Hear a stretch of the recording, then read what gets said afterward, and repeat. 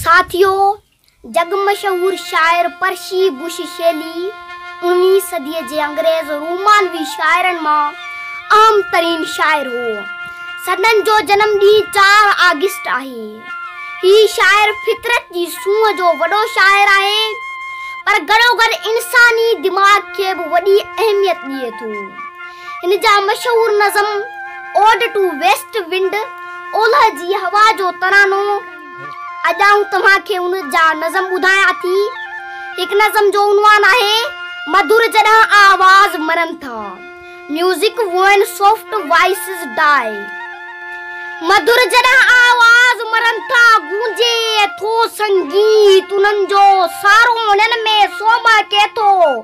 फूल बनफशी मिठड़ा मिठड़ा मुरझनि था, जिए था एहसास उन्हीं में जेको पाण उभारनि था।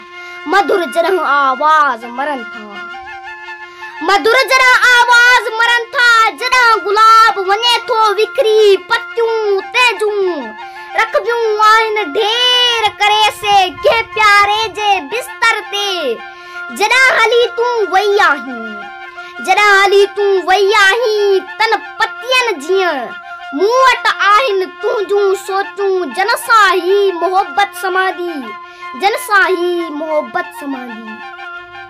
साथियों, शेली जो हिकु ॿियो नज़म आहे जंहिंजो उनवान आहे जे तूं मूंखे नथी चुनी, इफ दो किस नॉट मी। चश्मा नदियुनि सां था मिलन, नदियूं मिलन सां मूंड सां। चश्मा नदियुनि सां था मिलन, नदियूं मिलन सां मूंड सां।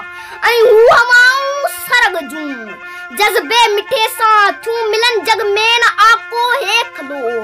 हर शे खुदाई ज़ाब्ते में थी मिले, हिक रूह थी पहुचो नथा तूं मां मिलूं। इस हू जबल ऊंचो चुमन था आसमान, पाण में लारू वञनि थियूं वेड़ ॿियूं।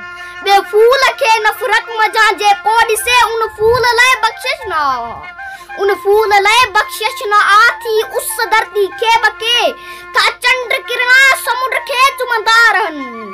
हिन किरत सोणी खे भला मां नाम छा, हिन किरत सोणी खे भला मां नाम छा। जे तूं नथी मूंखे चुमी, जे तूं नथी मूंखे चुमी, जे तूं नथी मूंखे